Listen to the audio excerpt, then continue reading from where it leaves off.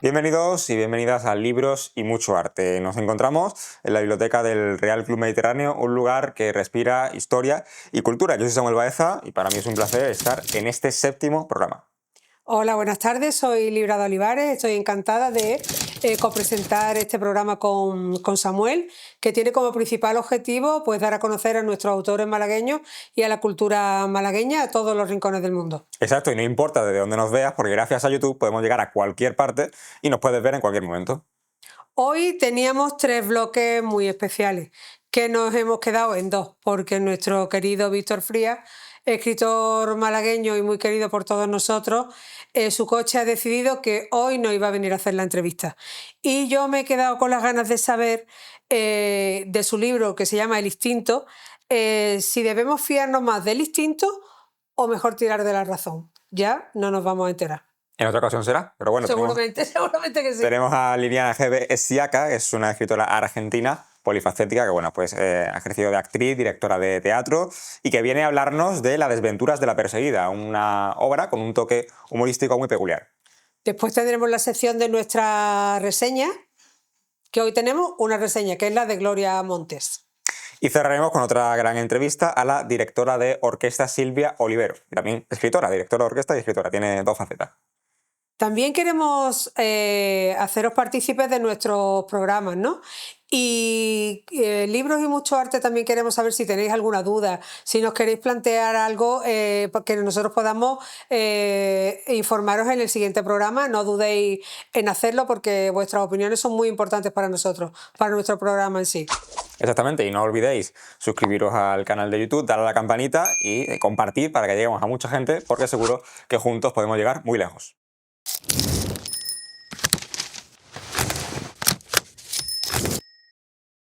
Vamos a pasar con nuestra primera invitada, ella es Liliana G. Esiaca, es actriz, directora teatral y escritora argentina. Lleva años explorando desde el escenario y la palabra los territorios del humor, la emoción y la ironía femenina y ha combinado a lo largo de su carrera pues el terreno artístico también con la faceta literaria.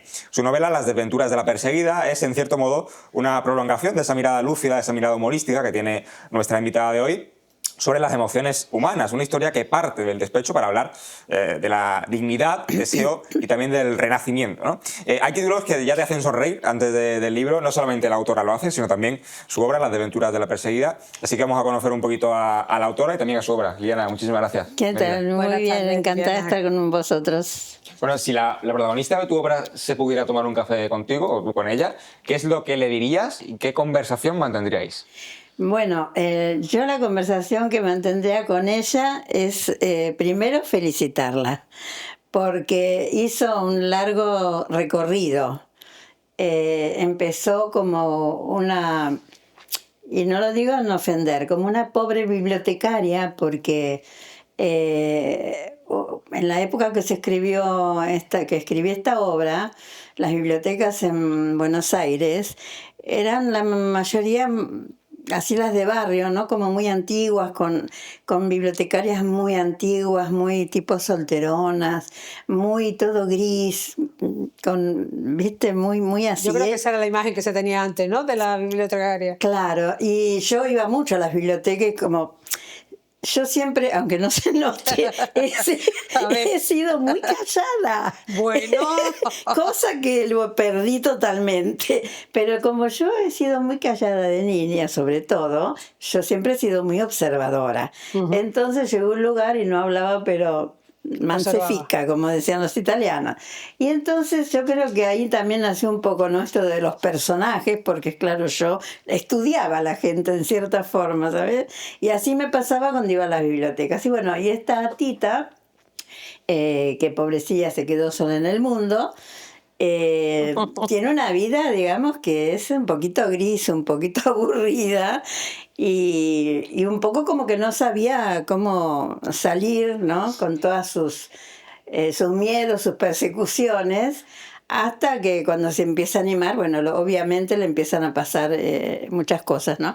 Y entonces yo la felicitaría porque el personaje empieza de una manera y se va transformando y termina, como ella misma dice, que en vez de llamarse Tita se llama Marta con mayúsculas. Porque la novela parte de Argentina, ¿no? Está ambientada en Argentina. Sí, está ambientada en Buenos Aires, especialmente, y nombra varios barrios porteños. Yo he hecho un glosario porque hay muchas palabras que son en porteño Es neto. verdad que sí. Entonces he hecho un glosario por si alguna no se entendía, y a la vez ahí también hice una pequeña descripción de algunos barrios porteños que, bueno, que se pueden conocer a través de la obra.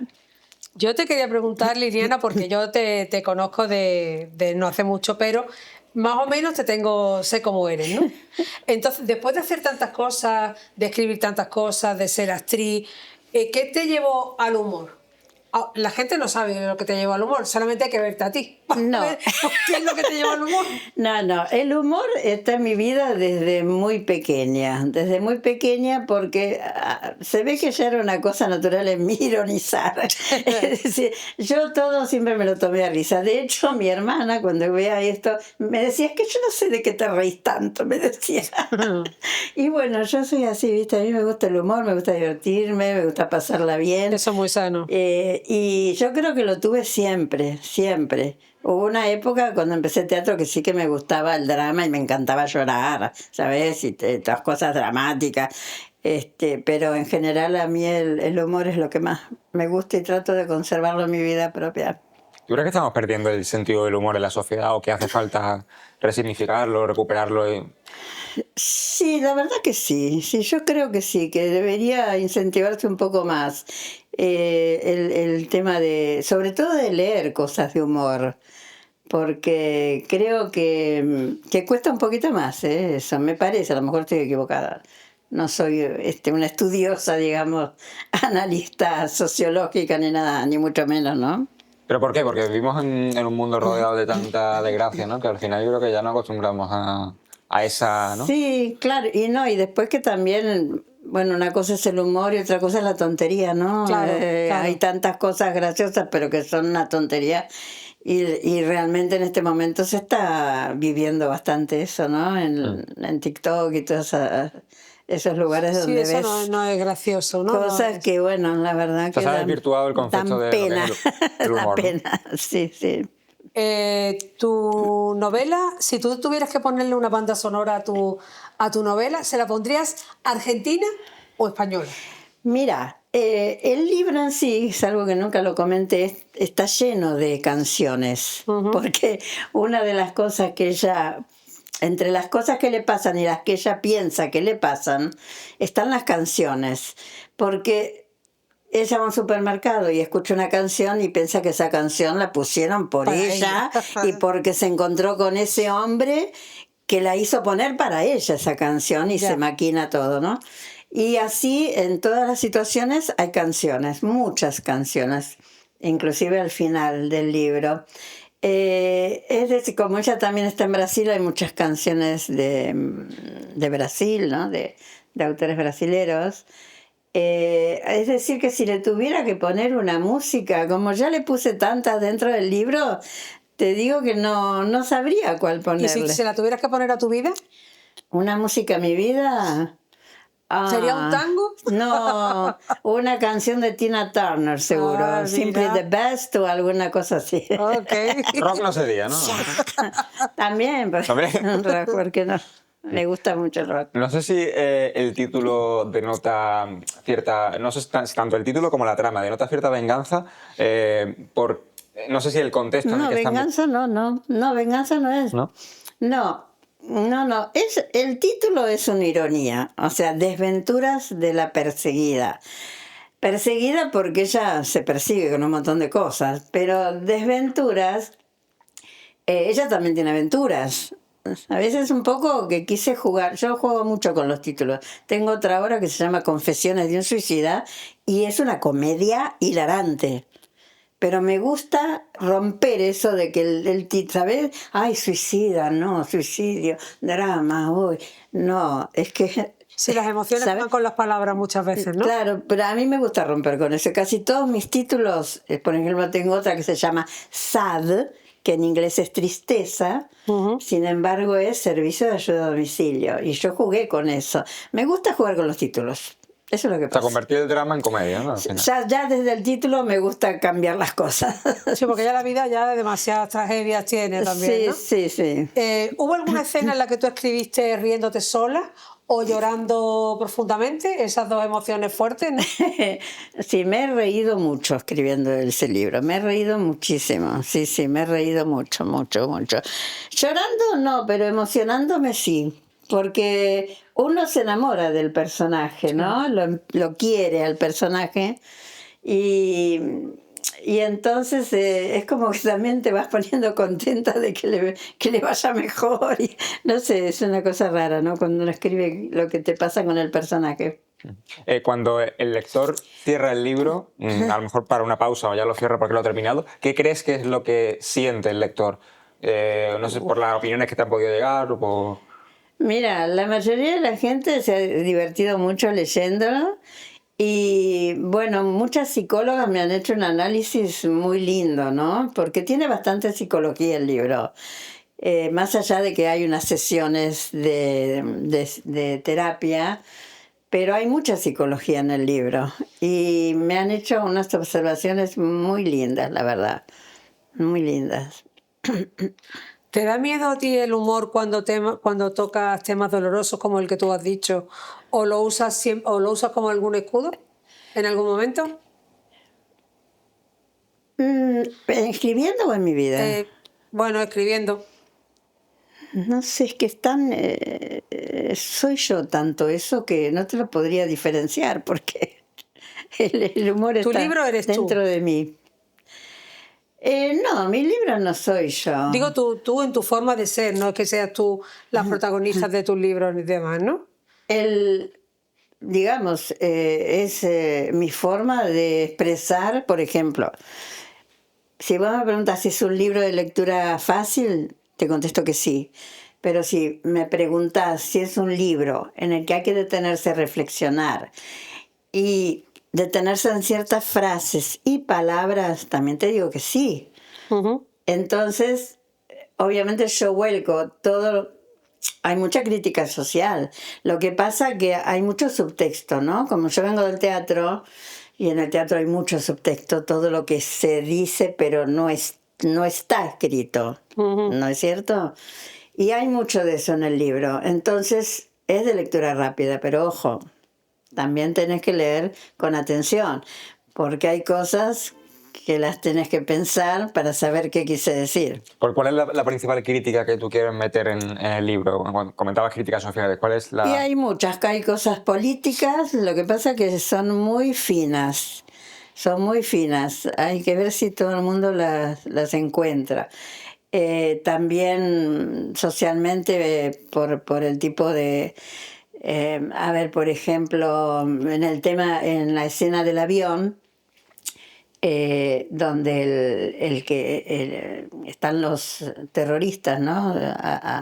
Que quieren robar dentro de ese avión y él le contesta que no se pasara porque él había sido cirujano, ¿no?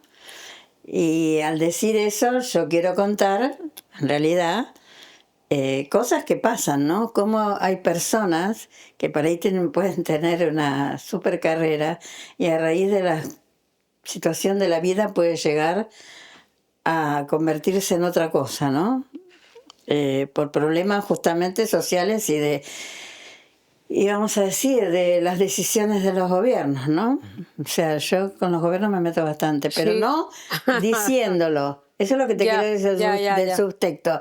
Yo siempre lo meto por abajo, entonces hay que encontrarlo. Hay que encontrarlo. Porque la Buenos Aires de hoy en día, ¿en qué ha cambiado y cómo la ves? ¿Qué futuro le ves a Argentina? Bueno, es muy difícil que yo opine porque, ¿qué pasa? Yo llevo 22 años aquí Y al no haber vivido en Argentina todo este tiempo, no me da tanto derecho a poder opinar, te lo digo de verdad. Como creo que a ningún argentino le da derecho, que no vivió acá, a opinar de España. ¿Sabes? Sí, pero bueno, tiene familia allí, entiendo que tiene Sí, conocidos, ¿no? claro, Y que- pero Argentina está muy dividida entre la derecha y la izquierda, vamos a ser sinceros. Entonces, es muy difícil. Yo, si te digo personalmente, creo que todo puede terminar muy mal con este gobierno que hay ahora, pero ¿quién lo sabe? Ya. ¿Quién lo sabe? Nadie tiene la varita de cristal.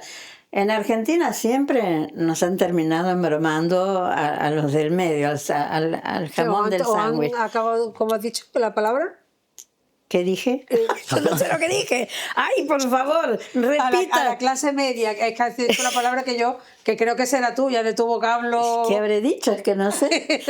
Pues ya lo recuperaremos en Al algún jamón del sándwich, te dije, ¿no? El jamón del Algo así, algo sándwich, así. el que está en el medio. Ya, ya. Siempre hemos terminado pagando Ya. los del medio, porque el que no tiene no paga y el que tiene mucho se salva. O Ya. sea que el que paga todas las deudas del país termina siendo la clase media.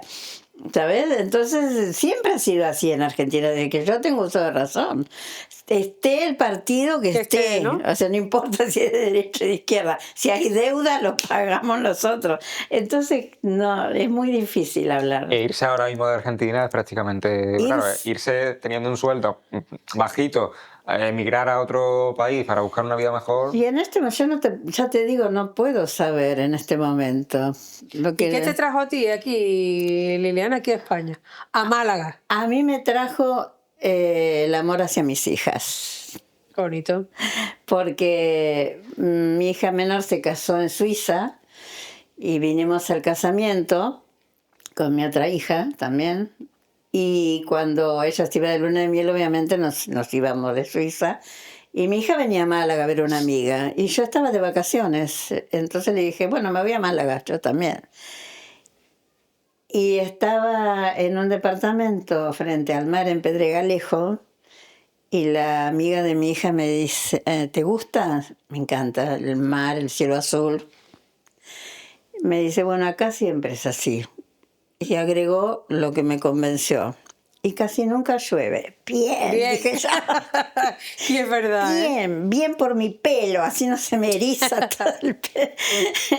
Y como mi hija mayor al año siguiente iba a venir, terminaba la universidad y se venía a Málaga, y mi marido quería conocer a su familia de Lugo, porque en el caso de él fue al revés, es el padre español que emigró a Argentina.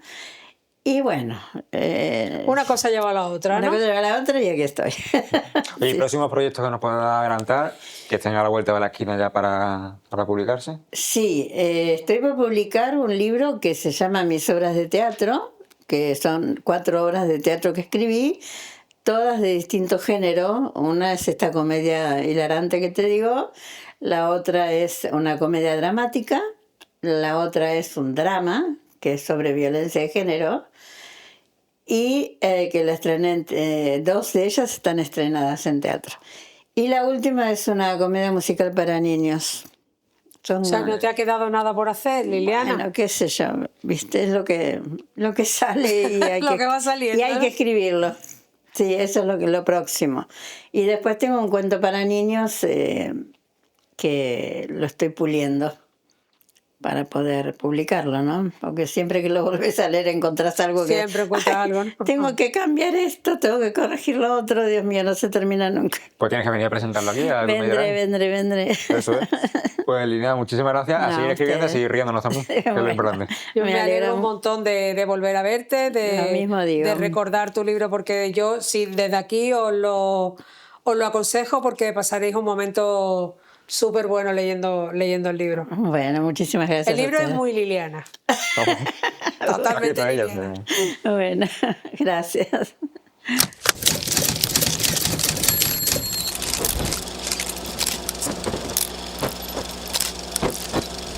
Entramos en el segundo bloque de nuestros programas, que son dedicados a las reseñas de los autores del colectivo. Y en este programa la reseña es Nunca renuncies al amor, de Gloria Montes. Hay libros que no pretenden cambiar el mundo, pero cambian un instante de quien los lee. Nunca renuncies al amor es uno de ellos. Con una sensibilidad que se nota vivida, Gloria Montes nos recuerda que el amor no siempre llega a tiempo, ni de la forma que esperábamos, pero que aún así vale la pena abrirle la puerta. La novela nos habla de segundas oportunidades, de heridas que se curan con ternura y de esa esperanza que, por más que la vida insista, se niega a desaparecer. Sus personajes parecen personas reales, imperfectas, contradictorias, pero capaces de volver a creer. Y es lo que más conmueve, que detrás de cada historia haya un pedacito de todas las nuestras. Gloria Montes escribe con una naturalidad que se agradece. No busca frases rimbombantes ni giros imposibles. Escribe como quien conversa contigo una tarde cualquiera, con la serenidad de quien ha comprendido que amar a veces también significa perder. Su voz es la de una narradora que mira de frente a la vida y, aun sabiendo que les duele, elige la ternura. Hay momentos en la lectura que te detienen, que te obligan a respirar más despacio. No porque pase algo grandioso, sino porque reconoces algo tuyo en esas páginas, una palabra que no dijiste, un adiós que aún duele, una promesa que alguna vez también hiciste. Nunca renuncies al amor no es solo una historia romántica, es una invitación a seguir creyendo, a mirar atrás sin rencor, a abrir el corazón sin miedo, a entender que amar no es un riesgo, es una manera de estar vivo. Y cuando cierras el libro te queda una sensación hermosa, como una luz suave después de la tormenta y una frase que se te queda, muy, muy grabada, sin que nadie te lo diga. Todavía se puede.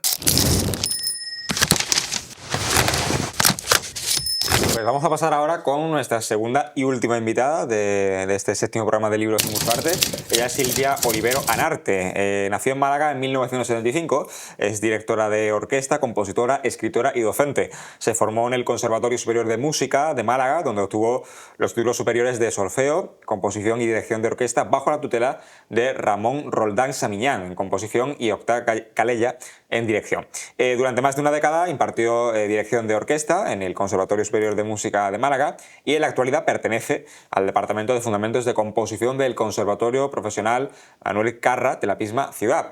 Es autora de los libros Sendas Entrópicas, Palabras en Música, donde reúne artículos y pensamientos sobre el proceso creativo y la dirección orquestal, y también de la obra Compositoras, centrada más bien en rescatar la memoria de las mujeres que han creado en la historia de la música. Así que, Silvia, muchísimas gracias. Encantada de estar aquí. Bienvenida. Bueno, tu vida profesional ha estado muy ligada, ¿no?, a la música, a la dirección, ¿no?, a un mundo bastante artístico, ¿no? ¿Cómo logras mantener ese equilibrio entre la escritura, la música, el arte, todo, aunar todo eso, ¿no? Bueno, pues yo creo que es una consecuencia de mi vida. Pienso que escribo sobre música, compongo lo cual es música, la dirección es música, las clases son música, y al final son elementos que están intrincados entre ellos y que se retroalimentan. Lo difícil, lo complejo, pero bueno, ya la práctica en la vida lo va haciendo más fácil, es la organización del día, ¿no?, que son 24 horas. Entonces es verdad que según el momento de mi vida, pues o dedico más tiempo a una actividad o a otra, pero al final yo pienso que es una cuestión de organización. Totalmente. Buenas tardes, Silvia. Me encanta tenerte aquí, un pedazo de currículum que tenemos esta tarde, y a mí sí me gustaría preguntarte que en un mundo tan sumamente masculino como siempre ha sido el de los directores de orquesta, ¿te costó mucho abrirte paso dentro de este mundo o ha cambiado mucho desde que empezaste ahora? Esa es la gran pregunta. De mujer a mujer. De mujer a mujer. Cuando yo empecé a estudiar dirección de orquesta no tenía ningún referente femenino, con lo cual lo primero que te planteas es quién soy yo para ponerme delante de una orquesta y cómo es posible que una orquesta responda a una labor de liderazgo que es la que tenemos, ¿no? Siempre el liderazgo ha sido asociado a los hombres. Entonces sí es cierto que en los principios pues sentía más dificultad de la que siento ahora, pero sigue sin ser suficiente. O sea, realmente con el tiempo ha ido cambiando, ¿no? Yo he tenido alumnas de dirección de orquesta que han mantenido a mí y a otras directoras como referentes, y yo siempre le decía, si yo estoy dirigiendo, si yo me voy a Rumanía a dirigir y donde sea a dirigir, pues tú puedes dirigir también, ¿no? Y eso siempre es un impulso para las nuevas generaciones, para decir, bueno, ¿y por qué no? Pero es verdad que cuando yo empecé, eso como tal no existía. Empezamos a ser unas cuantas compañeras que nos lanzábamos a la aventura, como decíamos, ¿no? Pero mi maestro, Octavio Calella, cuando yo entré en clase la primera vez, me dijo, es mujer y directora. ¿Tú sabes quién es Juana de Arco? Y yo dije, obviamente, sí, sé quién es. Y dice, pues como mínimo como ella. Y yo que soy un inconsciente, por eso hago tantas cosas, porque yo me lanzo, yo siempre digo que sí. Pues le dije, bueno, pero sin quemarme, ¿no? Y realmente me he quemado muchas veces. Sí, ¿no? Y he recibido muchos golpes. Y muchas veces, pues... no críticas, pero sí comentarios como si lo que hago es como por ocio, ¿no? Como es una cosa que te gusta y lo haces y hasta cuándo vas a seguir haciéndolo, ¿no? Sí, cosa que no le preguntarían a los hombres, seguramente, ¿no? Sí, o igual estar en un concierto y cuando terminas, pues la preocupación es si estás guapa o no estás guapa, o no, y digo, bueno, pues todo O si estás no le despeinado. haría determinadas preguntas, efectivamente, Ya. ¿no? Terminar un concierto y te diga, bueno, ya te puedes quitar las horquillas, ¿no? Como si ya te has divertido, ya has terminado, ¿no? Relájate. hobby, ¿no? Y claro, entonces eso pues al final lo que hace es que o bien te merma y te rindes, o bien te hace más fuerte. Ya. Y yo en mi caso, pues las dificultades siempre me hacen más fuerte. Entonces, mientras más golpes me dan, pues más me crezco. Oye, pero ¿cómo se llega a ser directora de orquesta? Porque, claro, es impresionante, ¿no? Tener ese cargo, pero para llegar hasta ahí, a llegar a esa meta, ¿no? Para quien esté empezando en el conservatorio o quien esté un poco en este mundo, ¿cómo se puede llegar?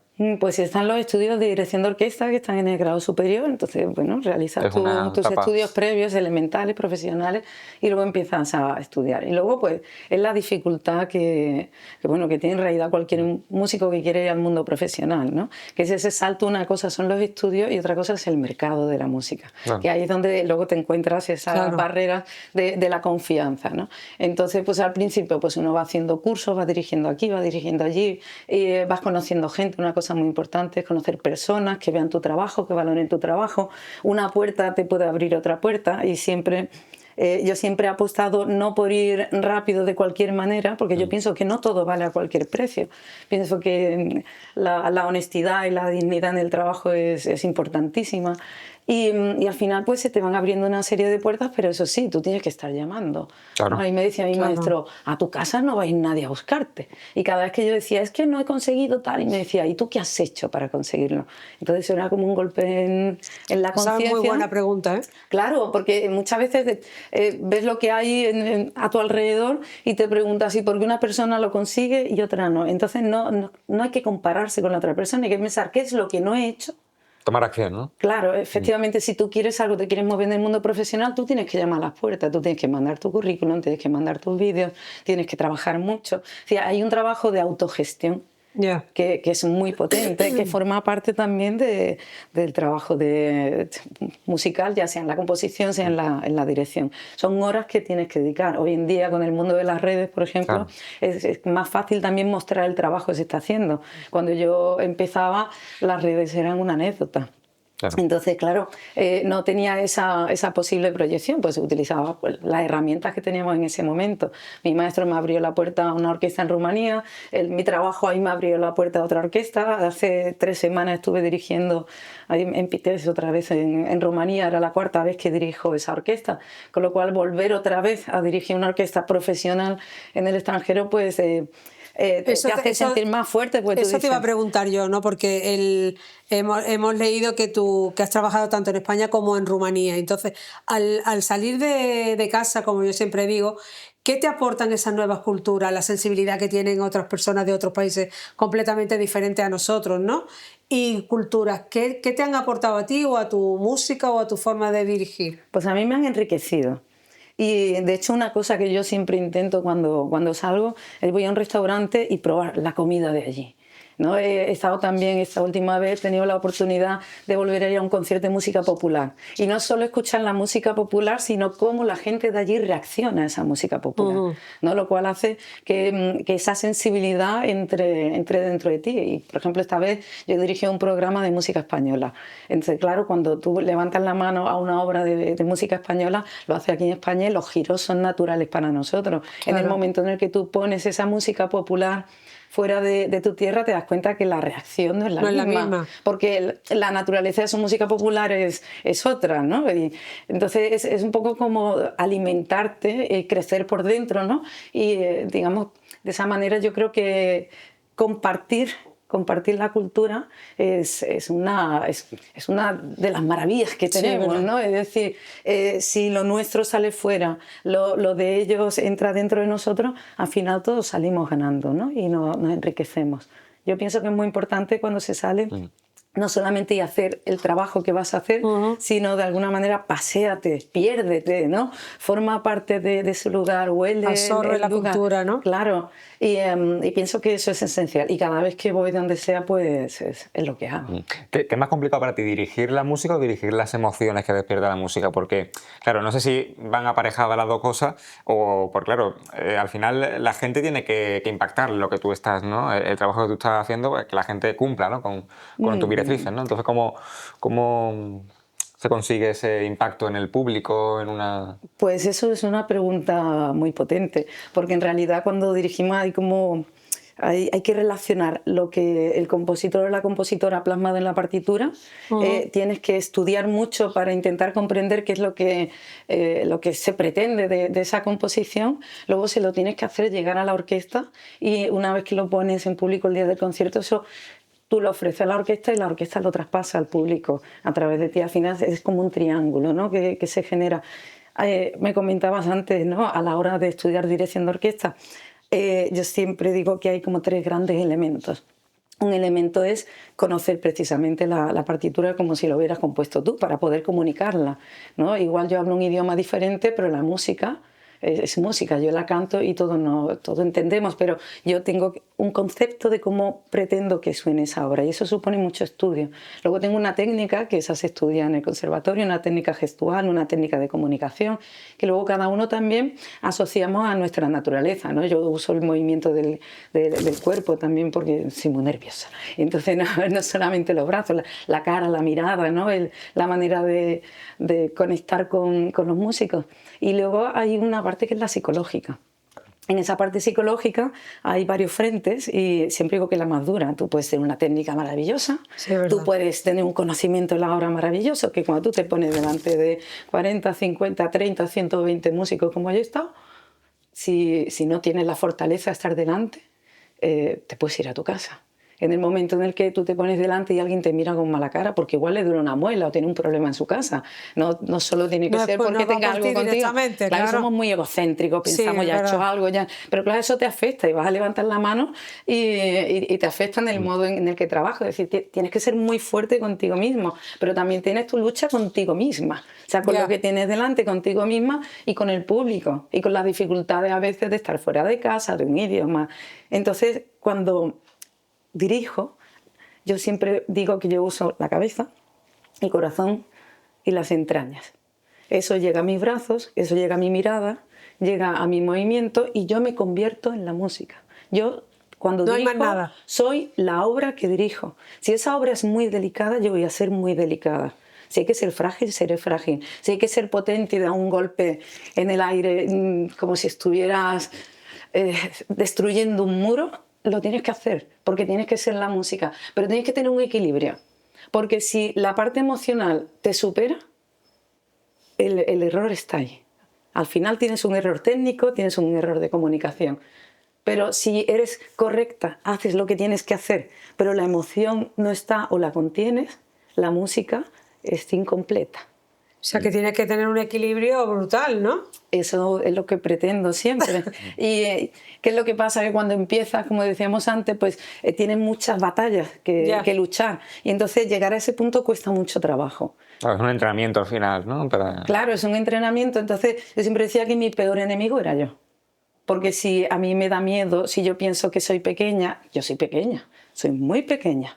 Pero cuando dirijo, la música, ¿no? Cuando dirijo, soy la música. Y cuando termino, me bajo de la tarima y sigo siendo muy pequeña. Pero dirigiendo, soy la música. Y llegar a ese convencimiento supone un trabajo muy, muy duro. Y también un aceptarte a ti mismo con lo bueno, con lo malo, saber cuáles son tus debilidades, cuáles son tus fortalezas y saber que cada oportunidad que tienes de ponerte delante de una orquesta, que yo dirijo orquesta sinfónica, dirijo banda, dirijo orquesta de plectro, yo dirijo todo lo que me pongan, dirijo coro, cualquier elemento musical es una oportunidad de crear a través de la música, pero cada oportunidad es un regalo de la vida. Claro. Y lo que tienes que hacer es aprovecharlo. hacer una buena siembra, compartir. La música es más bella cuando es compartida. Y también compartes la escritura con Sendas Entrópicas. Claro, me gustaría entrarme un poco en qué es lo que intentas transmitir a través de la escritura que no transmites con la música. No sé si al final la escritura también es una forma de componer, es una partitura, ¿no? O sea, ¿cómo lo planteas? Pues yo siempre digo que a la hora de componer una obra musical es muy parecido a componer un texto. Lo que cambia es que en vez de tener notas musicales, tienes palabras, pero todo tiene una estructura, todo tiene un significado, todo tiene un contenido y siempre hay un mensaje. El tema de la escritura, ahí he llegado un poco sin querer, pero me he dejado, como siempre. Y me han ido pues invitando a escribir artículos en alguna revista y bueno, pues cada uno con un carácter diferente, ¿no? Unos son más de más investigación, en Senda Entrópica hay un apartado que se llama Los delirios musicales. Que eso era muy de la pandemia, ¿no? Que se te ocurre alguna pájara mental, algo así muy surreal, porque lo surreal también forma parte de mi vida y de mi sensibilidad, ¿no? Y entonces pues plasmas como una idea, pero me di cuenta que todo lo que escribo al final tiene que ver con la música. Porque lo que nos cuenta exactamente en esa obra, que es una novela como tal... No, es una recopilación de artículos que estoy publicando en diferentes revistas. Entonces igual hay esos delirios musicales que llamo, que claro, son musicales porque tienen ese vínculo siempre, ¿no? Igual un día estoy mirando cualquier cosa en el ordenador y me encontré como las claves de sol escritas como la escribe cada compositor.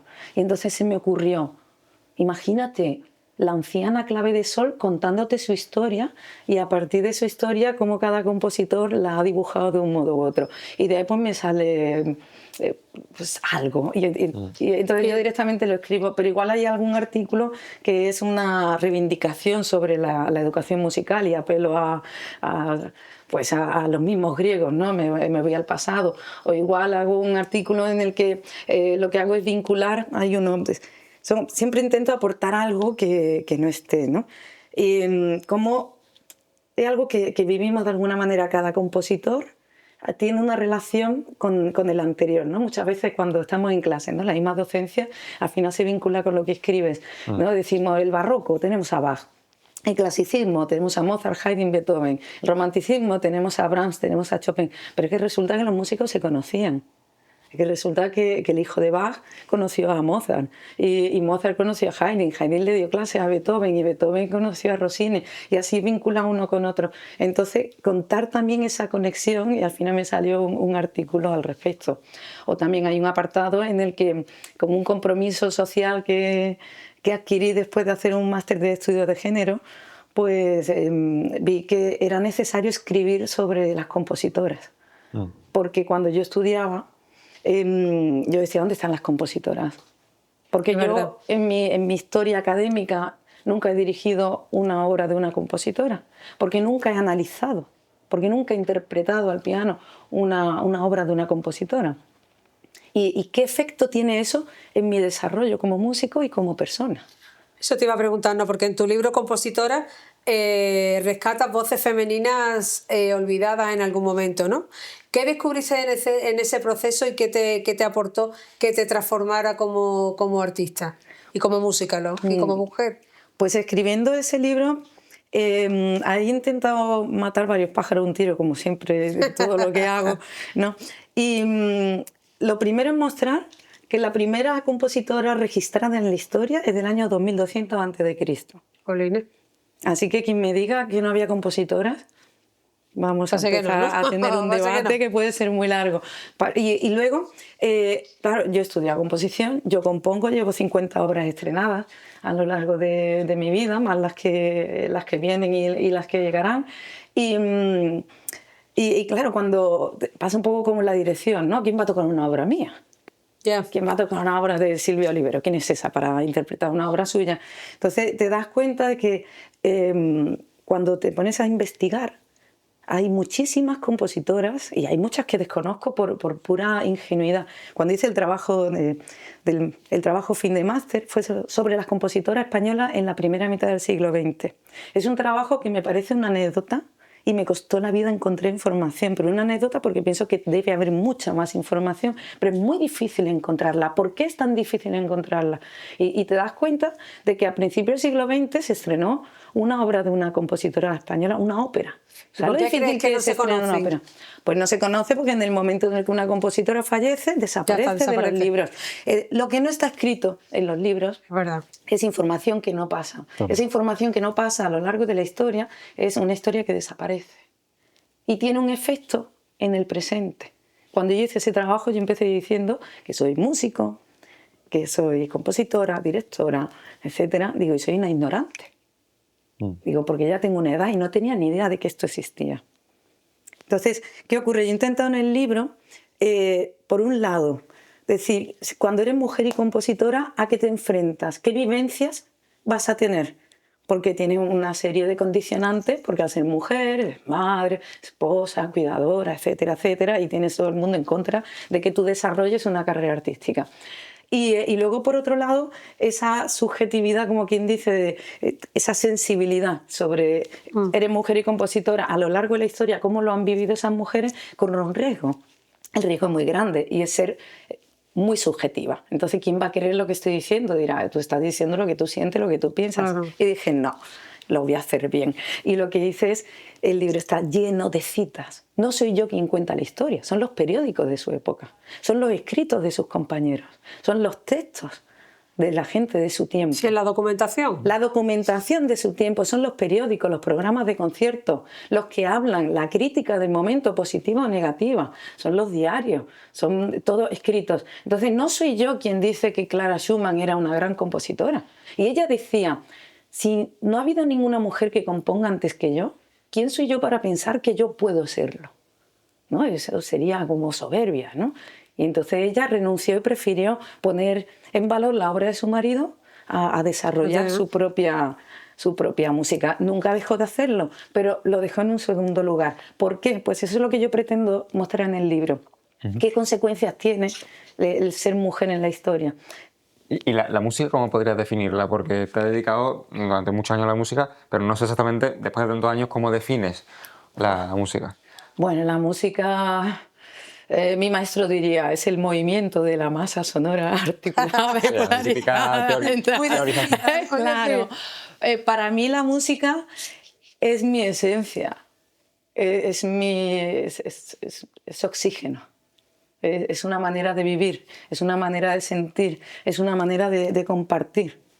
Y puedo compartir la música dirigiendo, puedo compartirla componiendo, puedo compartirla escribiendo sobre música, puedo compartirla en una clase en la que monto un show, porque la idea es que tengan sensaciones y vivencia a través de la docencia. La música es algo que te transforma, es algo que no tiene palabras, incluso aunque sea una canción, pero a veces una canción está en otro idioma y no entiendes el texto, y sin embargo te emociona.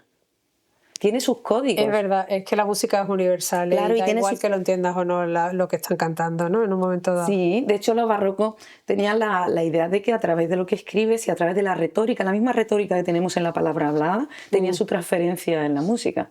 De hecho, eso seguimos viviéndolo en la música de cine, o ¿no? Cuando tiene un concurso y gana, la música ¿para dónde va? Sí, Guau, guau, guau, para arriba. Cuando pierde, sí. ¿cómo hace? Guau, guau, guau, guau, para abajo. ¿No? Cuando subes como la luz y cuando baja el infierno. Pues al final hay códigos. El tiburón, tiron, tiron, pues hay un intervalo musical que representa una tensión y tú eso lo aplicas. Cuando conoces los códigos de la música, eso, tú puedes generar infinidad de emociones siendo consciente de lo que estás haciendo. Y el que lo escucha no sabe exactamente el código, pero lo siente. Es verdad. Y es algo que, si una vez que uno lee un poema, yo siempre explico, ¿no? Tú lees un poema y cada persona va a sentir algo. Pero la palabra amor en la RAE tiene un significado. Y sus diferentes acepciones. Pero luego, según la entonas, puede significar lo que sentimos como amor o lo contrario, a través de la ironía. Es verdad. Entonces, imagínate la música, que no tiene un significado en la RAE, aunque los músicos sabemos de nuestra RAE, pero no tiene un significado en la RAE. La potencia emocional que tiene la música Yo valoro todas las artes. Mi madre, Pilar Arnarte, es una gran pintora, mi padre ha escrito. Yo valoro todas las artes, pero pienso que la potencia emocional que tiene la música traspasa cualquier manifestación. Y si la combinas ya... Ya, él no va más, ¿no? Claro. Él no va más. ¿Qué siente Silvia cuando justo antes de levantar la batuta? Pues siento responsabilidad. Una responsabilidad que me pone muy nerviosa. Siento un subidón de adrenalina impresionante, que me hace a veces incluso temblar la mano y la batuta, que a veces cuando empiezo la tengo que esconder, pero es de la propia adrenalina, el sistema nervioso reacciona. Pero siento un amor tan grande a lo que hago, que en el momento en el que miro a la orquesta y levanto las manos, todo se transforma en una vivencia que con todas las cosas que hago no he tenido en nada en mi vida. Lo que se siente delante de una orquesta. Porque plantearos una cosa, tú tienes una batuta que es un palo, al fin y al cabo, un palo. Un palo. Tienes los brazos, tienes tu cuerpo, es un trabajo que hay muchas personas me dicen, ¿qué hace quien dirige? Digo, matar moscas con la batuta, ¿no? Pero lo que hacemos no es, el músico sabe lo que tiene que hacer, porque tiene su partitura, sabe lo que tiene que tocar, pero al dirigir no decimos lo que tienen que hacer, decimos cómo queremos que suene, cómo queremos que lo haga, un trabajo de coordinación. Pero es un trabajo en el cual tú tienes que ofrecerlo todo para que ellos te lo ofrezcan todo a ti. Lo puedes hacer desde el miedo poniendo una barrera o puedes liberarlo todo y darlo todo. Yo arriesgo todo. Yo elimino cualquier barrera, yo me ofrezco entera y si lo que viene es bueno, lo que siento es mágico. Porque levantas la mano y de repente suena lo que tienes en la cabeza. Es lo que decimos la imagen sonora. Tú tienes algo en la cabeza, en el corazón, en todo tú, que de repente levantas la mano y suena exactamente lo que tienes dentro.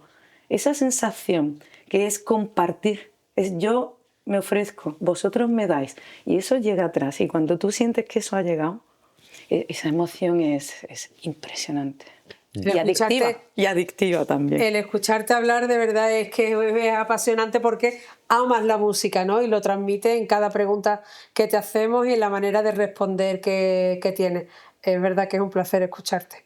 Gracias. Oye, para terminar, ¿qué le dirías a una persona que está en el conservatorio y quiere también dedicarse a lo que tú, ¿no? O sea, al final dedicarse a la dirección de orquesta y dirigir su propia orquesta, ¿no?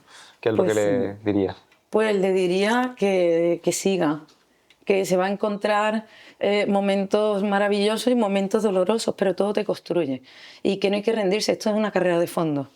Esto no es algo en lo que uno diga, ya tengo algo, ¿no? Es muy fácil perder lo que tienes. Por eso es tan importante ir dando cada paso, dejando una huella positiva y una huella en la que si en algún momento algo viene mal y pierdes algo o crees que no vas a poder seguir adelante, esa huella al final va a ser un impulso. Lo importante es no rendirse. Claro. Pues Silvia Olivero, muchísimas gracias por haber venido. Muchas gracias por haber estado con nosotros. Gracias a vosotros, ha sido un placer. Gracias. Ha sido un programa, como veréis, lleno de cultura, arte y grandes invitados. Es verdad que es una lástima que Víctor no haya podido estar con nosotros porque es un tío con una gran trayectoria y una gran pasión por la escritura. Pero bueno, hemos tenido a Liliana, que nos hemos reído un poquito solo con ella, que nos ha transmitido su amor a Málaga, también su amor a la Argentina, que tuvo que dejar, ¿no?, para venirse al lugar que ama, y también su trabajo, la desventura de la perseguida, que hemos podido conocer. Y hemos terminado con Silvia Olivero, que animamos para que vosotros escuchéis su música. Ha sido un placer de verdad hablar contigo, porque nos has dado una información súper valiosa sobre la música.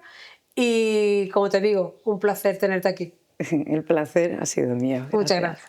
Y con esto nos despedimos, así que nos vemos en el 8º programa, en el próximo programa de Libros y Mucho Arte. Muchísimas gracias. Hasta pronto.